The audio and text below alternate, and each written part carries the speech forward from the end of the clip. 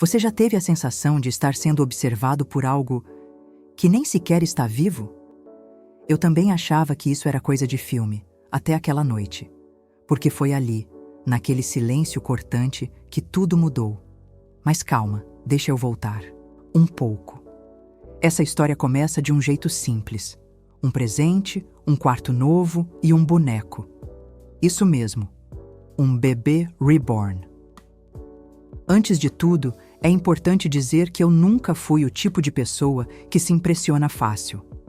Gosto de coisas realistas, tangíveis. Sou mais razão do que emoção, entende?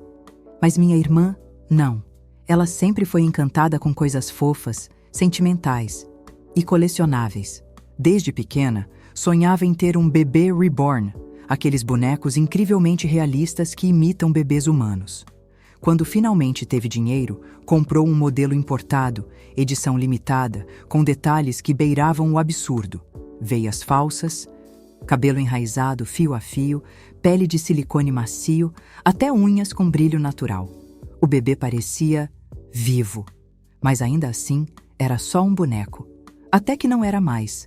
Ela viajou e deixou o boneco em minha casa por uma semana.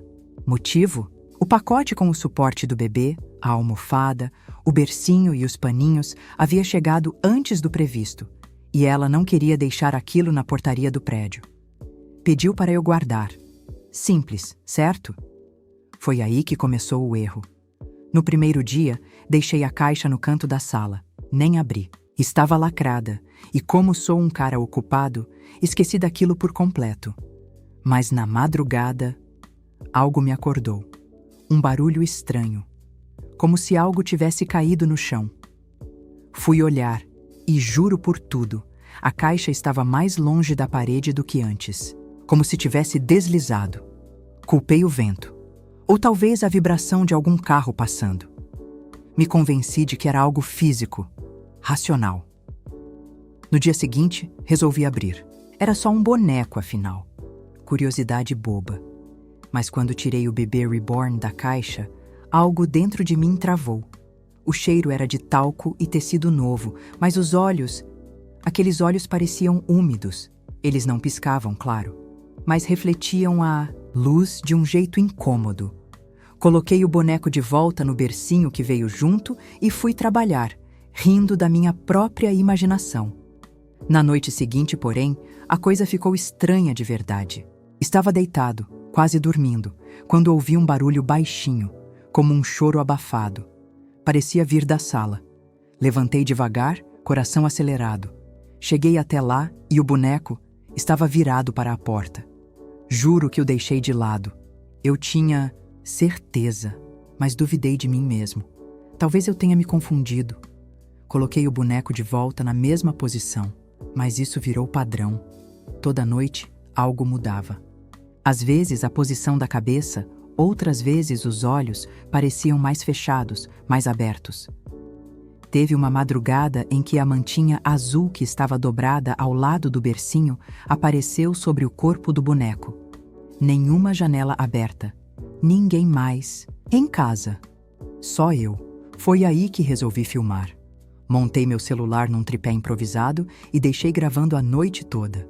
Pela manhã, fui direto ver o vídeo. As primeiras horas, nada. Tudo parado. Mas por volta das 2h47, algo se move. É sutil. O braço direito do boneco mexe. Não é queda, não é vento. É um movimento curto, controlado. E isso me fez gelar. Pausei o vídeo, respirei fundo e tentei racionalizar. Talvez tenha sido o tripé que balançou. Ilusão de ótica, reflexo. Mas não consegui me convencer. Passei o dia com aquilo na cabeça. Aquela sensação de estar sendo observado só piorava. Resolvi devolver o boneco antes do prazo. Liguei para minha irmã, inventei uma desculpa e disse que ia levar tudo no dia seguinte.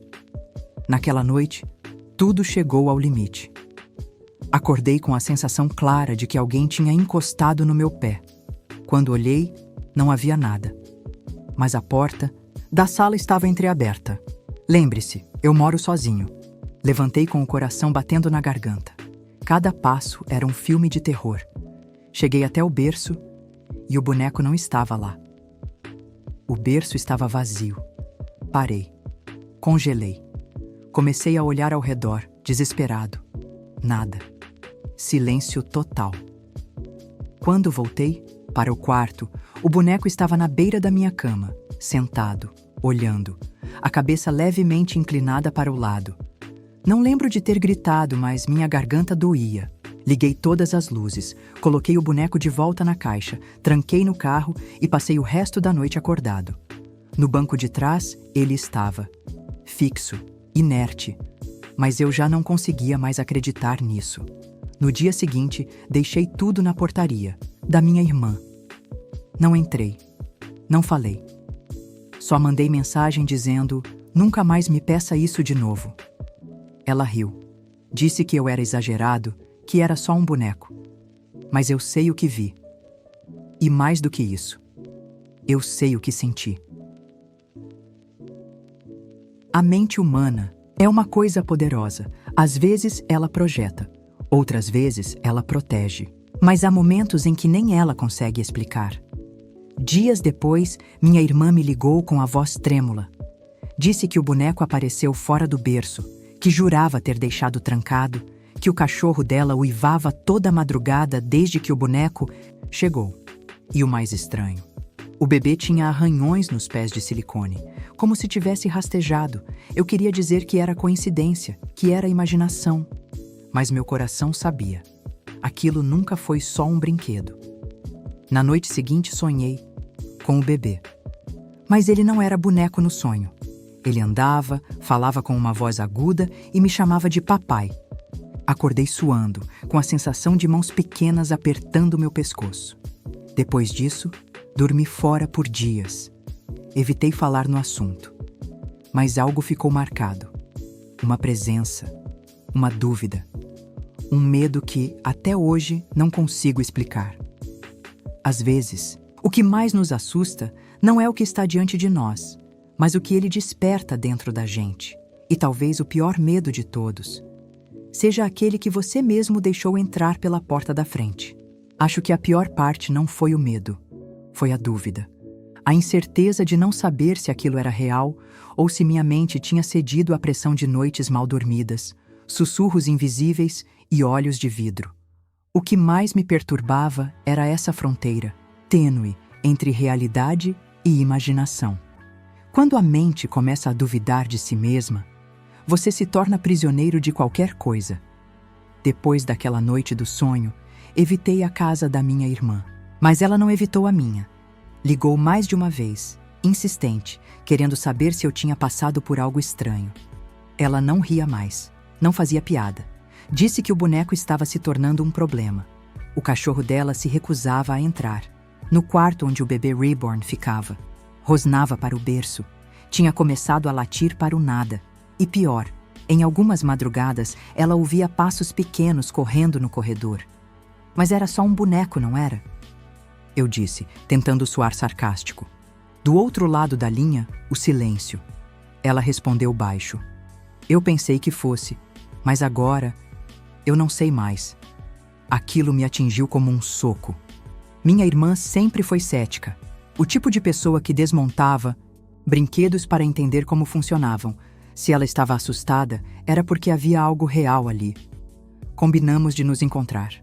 Ela traria o boneco e deixaríamos numa casa de antiguidades que aceitava peças estranhas para revenda ou colecionismo. No fundo, era só uma desculpa. A verdade é que nenhum de nós queria mais aquele objeto por perto. Ela chegou com os olhos fundos, olheiras marcadas e a caixa nos braços como se carregasse chumbo. O bebê estava embrulhado num cobertor, o rosto coberto. Não quero ver os olhos dele de novo, ela disse. Quando abriu o porta-malas para colocar a caixa, algo dentro se moveu. Nós dois ouvimos. Não era ilusão. Não era imaginação. Era um som oco, abafado, mas distinto, como se alguém tivesse batido com os dedos no lado da caixa. Travamos. O silêncio que se seguiu foi insuportável. Ela me olhou, pálida. Você ouviu? Assenti. Nenhum de nós teve coragem de abrir. Apenas fechamos o porta-malas e dirigimos até a loja. A loja era uma daquelas que parece existir fora do tempo. Estava escondida entre dois prédios antigos, com uma fachada de madeira desbotada e sinos pendurados na porta que tilintavam com o menor movimento. O dono, um homem magro de olhos fundos e expressão cansada, nos atendeu com certa hesitação. Quando viu a caixa, franziu a testa. "O que é isso?" Minha irmã hesitou, mas respondeu. "Um bebê reborn. Especial." O homem se inclinou, olhou de perto, mas não tocou. Disse algo que me gelou. Algumas coisas não foram feitas para serem copiadas tão perfeitamente. Nós não entendemos, mas ele aceitou ficar com o boneco. Assinamos uma autorização de entrega e fomos embora em silêncio. A sensação de alívio foi quase imediata, como se uma sombra tivesse deixado nossos ombros. Nos dias seguintes, voltei a dormir. Minha irmã também. Até que, uma semana depois, recebi um envelope pardo embaixo da minha porta. Não havia remetente. Dentro, apenas uma foto. O bebê reborn, agora sobre uma mesa de vidro, olhando diretamente para a câmera. Mas havia algo errado. Os olhos pareciam diferentes. Não era só a posição, era a expressão. Era como se houvesse algo, consciente ali, atrás da foto, uma frase escrita à mão. "Ele ainda está procurando por vocês." Minha respiração travou. Mostrei a minha irmã. Ela empalideceu e naquela noite teve um pesadelo terrível. Disse que no sonho o boneco arranhava o lado de dentro do berço com as unhas até sangrar, que sussurrava palavras que ela não entendia. Acordou com arranhões no braço, 3 linhas finas, paralelas. Eu vi. Eram reais. Depois disso, começamos a buscar respostas. Fomos até o site da loja onde ela comprou o boneco. O modelo, não. Estava mais no catálogo, nem nos arquivos. Entramos em contato com o e-mail da vendedora. Inativo. Um antigo comentário num fórum dizia que aquela edição tinha sido descontinuada após relatos perturbadores. Outro usuário relatava ter ouvido o boneco respirar. Outro, que ele desapareceu do berço. Os relatos eram quase idênticos aos nossos. E todos terminavam do mesmo jeito, sumiço ou destruição. Minha irmã tentou se convencer de que era histeria coletiva. Eu também quis acreditar, mas então recebemos a segunda carta. Desta vez, não era uma foto. Era um desenho infantil, feito com giz de cera, um boneco segurando uma faca e 2 figuras humanas dormindo numa cama. Atrás, a mesma caligrafia. "Ele sabe onde vocês moram. Mudamos as fechaduras. Colocamos câmeras. Ninguém apareceu. Nada mais aconteceu. Mas toda noite, quando me deito, ouço um leve estalo, como madeira rangendo. Como passos pequenos. Como respiração. Não sei o que aquele boneco realmente era. Se havia algo dentro dele, se era apenas uma projeção da nossa mente cansada. Mas sei de uma coisa: certas réplicas não deveriam ser tão perfeitas. Há uma linha tênue entre o real e o imitado. E às vezes, quando se tenta criar a vida com detalhes demais, você atrai algo que nunca foi humano, mas deseja ser. Hoje, o boneco continua desaparecido. A loja fechou semanas depois. O dono sumiu. Nenhum rastro, nenhum aviso. Apenas uma placa pichada na porta. O que é dado com forma, toma forma. E agora, toda vez que vejo um bebê reborn, mesmo os mais inofensivos, meu corpo enrijece. Não é medo, é uma memória física, como se meu corpo se lembrasse antes da minha mente. Talvez ele tenha sido só um brinquedo. Talvez tudo tenha sido coincidência. Ou talvez algo nele precise de uma conexão para continuar existindo. E por um breve momento, ele encontrou isso em nós. Mas se um boneco pode olhar de volta, o que mais ele pode aprender a fazer? Uma semana depois do último bilhete, eu finalmente comecei a aceitar o que vinha tentando negar. Esse boneco não era apenas uma peça de silicone moldada com realismo. Algo mais profundo, antigo, talvez até inteligente, usava aquele objeto como ponto de entrada. E isso era apenas o começo. Tudo parecia calmo por alguns dias. Sem bilhetes, sem sinais, nenhuma movimentação. Mas em vez de tranquilidade, isso trouxe um novo tipo de terror: o silêncio. O tipo de silêncio que pressiona o peito, que te faz olhar para trás sem motivo, que torna cada sombra uma ameaça em potencial. Uma noite, acordei com um som estranho, vindo do corredor. Não era um passo, nem um objeto caindo. Era como se alguém estalasse os dedos bem devagar. 3 estalos, pausa, depois, novamente. O som vinha ritmado, preciso, como se estivesse me chamando. Levantei devagar, respiração contida. Abri a porta do quarto. Escuro total. Mas ao fundo, no fim do corredor, havia uma pequena luz, como o reflexo de olhos. 2 pontos brilhando no escuro. Pisquei e eles sumiram. Corri até lá. Acendi todas as luzes. Nada. Nenhum reflexo. Nenhuma explicação. Mas no chão, exatamente onde os olhos haviam aparecido, estava um pequeno objeto. Uma chupeta. Não era minha. Nunca a vi antes. Mas nela, com letras gastas, estava escrito Benjamin. Benjamin. Era o nome que minha irmã tinha dado ao boneco. O medo se transformou em algo mais sombrio. Ele sabia. Ele lembrava. Estava nos observando de novo. Eu não tinha dúvidas. Mas, o que ele queria? Por que insistia em voltar? No dia seguinte, recebi uma ligação do detetive particular que minha irmã havia contratado para investigar a loja. A ligação foi breve, fria e direta. Você precisa ver isso pessoalmente. Hoje. Anotei o endereço. Uma biblioteca pública antiga, quase esquecida, num bairro afastado. Ele me esperava com uma pilha de papéis e olhos vermelhos de tanto ler. Eu achei registros de uma mulher chamada Letícia Bernardes, escultora, criadora de bebês reborn. Trabalhou por 12 anos com réplicas hiperrealistas. Desapareceu em 2016. O último projeto dela? Um boneco que foi feito sob medida para um casal que perdeu um filho recém-nascido chamado Benjamin. Mostrou-me a foto do protótipo. Era o mesmo boneco. O casal havia relatado que o boneco ajudava a aliviar o luto. Dormiam com ele. Faziam rotinas completas.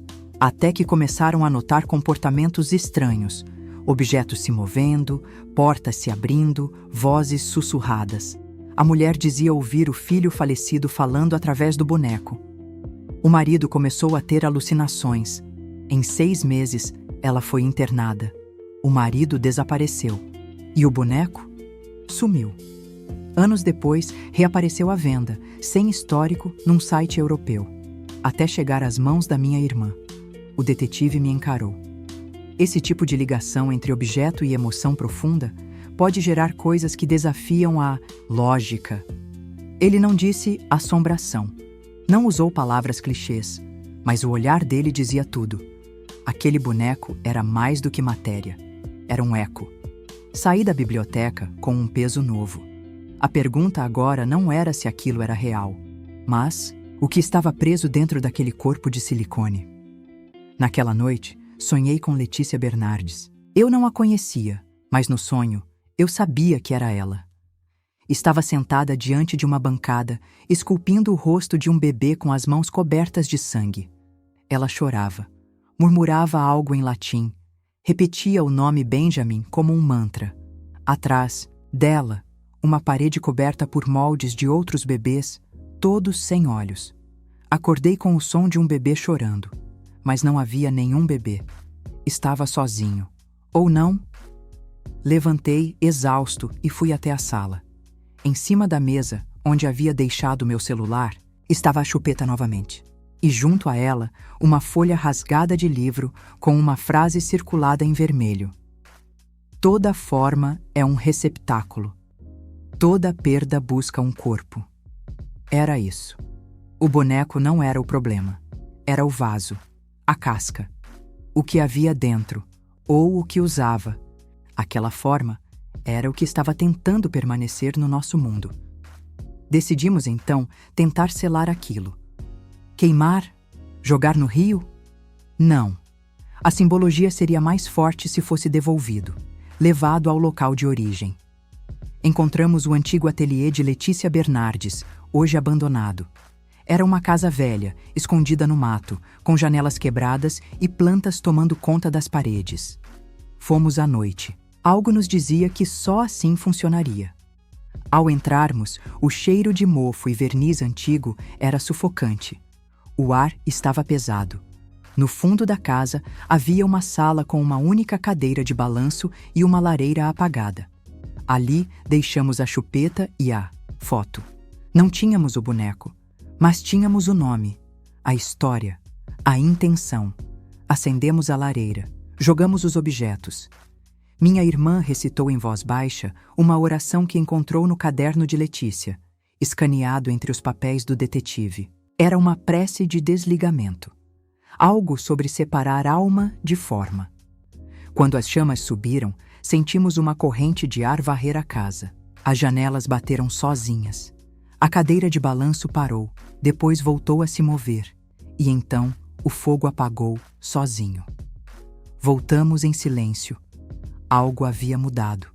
Não sabíamos se aquilo bastava, mas sabíamos que não estávamos mais sendo observados. Pelo menos, foi o que pensamos. 3 dias depois, recebi um e-mail anônimo com apenas um anexo: um vídeo de câmera de segurança. Era uma loja de brinquedos, em outro estado. Na imagem, uma mulher loira entra com uma criança no colo. Mas a criança é Benjamin, o mesmo rosto, mesma roupa, mesmo olhar fixo. O vídeo termina com a criança olhando direto para a câmera e sorrindo. Não era mais um boneco. Quando vi aquele vídeo, algo dentro de mim desmoronou. Não era apenas o medo, era uma certeza silenciosa, sufocante. Benjamin não estava mais limitado àquele corpo de silicone. Ele havia cruzado uma fronteira. De forma, passou a figura. De figura, passou a presença. E agora? Ele andava entre nós. Pensei em ignorar, em deletar o arquivo e seguir com a vida. Mas há coisas que, uma vez vistas, se agarram à sua alma como um prego enferrujado. E quanto mais você tenta esquecê-las, mais fundo elas cravam. Tentei rastrear o vídeo. Nada. O e-mail era temporário, deletado logo após o envio. Mas no canto inferior da imagem, vi algo. Uma etiqueta colada na prateleira da loja. Ampliando, consegui ler. Toy House. Filial 16. Pesquisei. Era uma rede antiga de brinquedos, quase falida, com poucas lojas abertas em estados diferentes. A filial 16 ficava numa cidade a 600 km da minha. Peguei o carro naquela mesma noite. Não contei à minha irmã. Ela já tinha sido exposta demais. Essa parte agora era minha. A viagem foi sufocante. A cada quilômetro, a sensação de que eu estava sendo seguido aumentava. Não por outro carro, mas por algo invisível, colado ao meu pensamento. Como se Benjamin estivesse ali, atrás do banco, observando. Cheguei à cidade ao amanhecer. Pequena, cinzenta, com uma névoa pesada cobrindo as ruas. As pessoas pareciam andar mais devagar, como se o tempo ali obedecesse a outras regras. A loja ficava numa rua secundária, quase escondida entre um mercadinho e uma farmácia fechada. Entrei. O sino da porta tilintou com um som agudo demais. O lugar estava vazio. Prateleiras antigas, brinquedos desbotados e, ao fundo, atrás do balcão, uma senhora de cabelos brancos, olhos opacos e pele marcada pelos anos. Ela me olhou como se já soubesse, como se esperasse por mim. Veio por causa do menino, não foi? Ela disse. Não precisei responder, meus olhos disseram tudo. Ela fez um gesto lento com a cabeça e saiu de trás do balcão. Caminhou até uma porta estreita, entreaberta. Ele esteve aqui, mas não compraram. Foi só uma visita, como se estivesse checando algo. Seus olhos tremeram levemente, mas deixou isso. Ela me entregou um papel amarelado com uma escrita tremida, feita com lápis de cor. Era um desenho. Nele havia uma casa, a minha casa, e na frente dela, Benjamin. Com os braços estendidos, atrás do papel, mais uma frase. Toda perda busca um lar.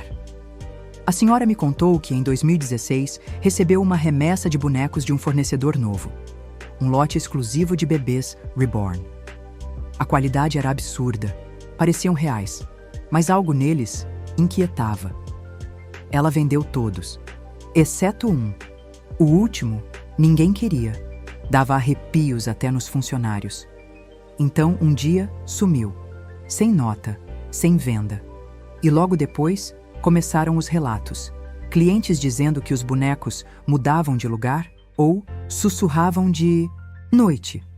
A loja quase faliu. Ela nunca mais pediu daquele fornecedor. Nem conseguiu rastrear a origem. Era como se aquele lote nunca tivesse existido oficialmente. Agradeci e fui embora, o estômago revirando. A ideia de que Benjamin era apenas parte de algo maior, de uma rede silenciosa de objetos possuídos por fragmentos de dor, de perda, de saudade, começou a se formar como um vírus na minha mente. Voltei para casa com uma decisão. Eu precisava entender o ciclo. Como isso começava? Por que alguns objetos viravam receptáculos? Como a dor humana, o luto, o amor interrompido, a culpa, podia abrir portais. Voltei a falar com o detetive.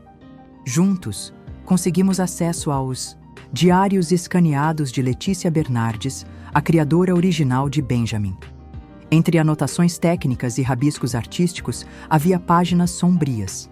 Registros de sessões com médiums, experimentos com frequências emocionais.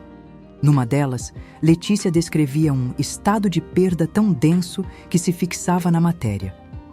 Ela chamava isso de moldura da ausência. Em outras palavras, quando a dor é intensa demais e se une à intenção de reter algo, como um filho perdido, essa energia pode se fixar em um objeto moldado com intensidade emocional, como um bebê reborn. E com o tempo, aquilo que foi projetado como consolo se torna prisão. Benjamin foi criado sob esse peso. O casal que encomendou, sua forma não queria apenas lembrar. Eles queriam manter, segurar, impedir que o filho fosse embora. E Letícia, em sua obsessão artística, atendeu ao pedido com perfeição. Perfeição demais. O resultado foi um boneco que, de tão bem feito, se tornou ponte. Um canal. A ficha caiu de vez quando achei o último áudio de Letícia. Gravado, 3 dias antes do desaparecimento. Sua voz estava fraca, acelerada.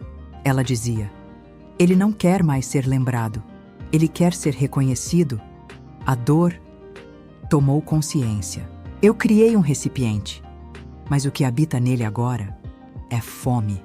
Fome. Benjamin não queria consolo. Queria existência, presença contínua. Não bastava ser segurado. Queria ser olhado, obedecido, reproduzido. E pior, queria ser sentido. Lembrei da mulher no vídeo da loja.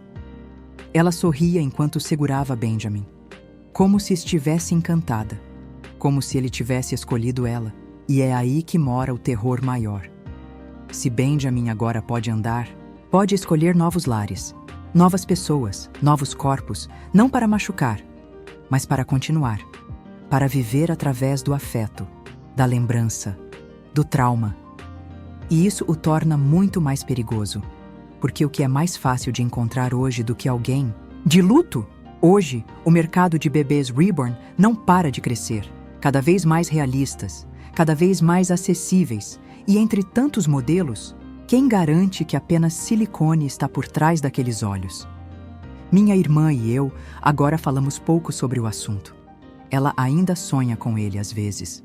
Diz que ouve batidinhas na janela, que sente cheiro de talco quando acorda. E eu? Eu continuo, vendo mensagens anônimas, fotos sem remetente, vídeos de pessoas segurando versões dele, em diferentes cidades, diferentes países. O rosto é o mesmo, o olhar inconfundível. Benjamin não desapareceu, ele só se espalhou. Algumas histórias não têm fim, elas apenas mudam de narrador. Por muito tempo, achei que poderia encerrar esse ciclo com ações concretas, queimando objetos, devolvendo o boneco à origem, apagando rastros digitais. Eu acreditei, ou talvez tenha me agarrado à esperança, de que Benjamin era apenas um acidente, uma falha isolada entre o emocional e o espiritual. Uma ruptura de energia que poderia ser selada, como se fecha uma janela, mas eu estava errado, porque Benjamin nunca foi uma anomalia. Ele foi um sintoma de um mundo cada vez mais sufocado pela ausência, pela perda, pelo trauma não resolvido. Um mundo onde o luto é engolido em silêncio, onde o amor não tem para onde ir, onde as pessoas clamam por uma segunda chance, mesmo que seja numa boneca de olhos de vidro, e onde há desejo desesperado. Há espaço para a presença. Benjamin era apenas o primeiro que eu vi, mas agora eu entendo. Há muitos, eles não gritam, eles não rasgam, eles não possuem no sentido tradicional. Eles influenciam, sutilmente, gentilmente, com o toque exato de quem entende como manipular um coração fraturado. Eu descobri isso tarde demais. Meses se passaram. O tempo trouxe o que parecia ser alívio. A normalidade retornou. Minha irmã, finalmente, conseguiu se desligar. Doou todos os objetos do quarto que um dia abrigou o boneco. Começou a fazer terapia. E eu mergulhei nos estudos sobre objetos ritualísticos, memória emocional, psicometria. Viajei. Li, conversei com religiosos, ocultistas, psicólogos. Até que chegou um pacote. Era uma caixa simples, sem remetente. Dentro, apenas um boneco. Menor, mais discreto, mas com o mesmo olhar. E um bilhete, escrito à mão. Agora é sua vez de cuidar. O próximo está quase pronto. Por um segundo, fiquei paralisado. Mas algo mudou em mim naquele momento. Pela primeira vez, não senti medo. Senti pena. Peguei o boneco, toquei seu rosto e percebi. Ele não queria machucar. Nunca quis. Benjamin, no fundo, era apenas um eco. Uma memória amplificada demais para caber no invisível. Ele precisava ser visto, precisava ser amado de novo. O problema nunca foi ele. O problema somos nós. Fomos nós que o criamos. Fomos nós que alimentamos seu ciclo com lembranças dolorosas e intenções não ditas. Nós que olhamos para um boneco e desejamos, mesmo que em silêncio, que ele fosse alguém. Fomos nós que colocamos afeto demais onde a alma já tinha partido. Fui até o quarto onde tudo começou. A caixa estava no centro. Abri. O boneco sorriu. Ou talvez eu só tenha imaginado isso, mas naquele instante eu entendi. Benjamin não é um vilão. Ele é a encarnação da saudade que nunca soube para onde ir. Ele é o choro que ficou preso na garganta, o abraço que não aconteceu, o nome que ainda ecoa nas orações silenciosas. À noite, e quando essas coisas se acumulam, elas procuram um corpo. Entendi que a única forma de encerrar isso não era destruir, era aceitar. Era devolver à ausência sua forma mais pura, o vazio. Na noite seguinte, preparei um pequeno altar. Coloquei o boneco ali. Ao lado, uma vela, uma fotografia queimada de Benjamin, o verdadeiro entregue por uma fonte anônima, e uma frase escrita por Letícia, resgatada dos diários. A forma é finita, mas o amor, não. E o que é eterno deve ser liberto. Recitei em voz alta com sinceridade. Não como um ritual, mas como uma despedida. Como quem abre a porta e permite que quem ficou preso finalmente vá embora. Naquela noite, sonhei com um campo. O céu estava limpo. Ao longe, vi uma criança correndo entre as flores. Ele olhou para mim, sorriu, e então sumiu. Evaporou em luz. Acordei chorando. Quando fui ao quarto, o boneco não estava mais lá. Nenhum sinal, nenhuma marca. Apenas a vela apagada e o vazio mais silencioso que já senti. Dias depois, escrevi esta história. Porque ela não é só minha. Ela é sua também. Se você já segurou um bebê reborn e sentiu que havia algo além, se já sonhou com alguém que não está mais aqui e acordou com o travesseiro molhado, se já falou sozinho acreditando que alguém te ouvia, talvez, só talvez, você também esteja tentando dar forma à ausência. Só tome cuidado, porque a forma pode olhar de volta, e uma vez que isso acontece, ela nunca mais vai embora sozinha.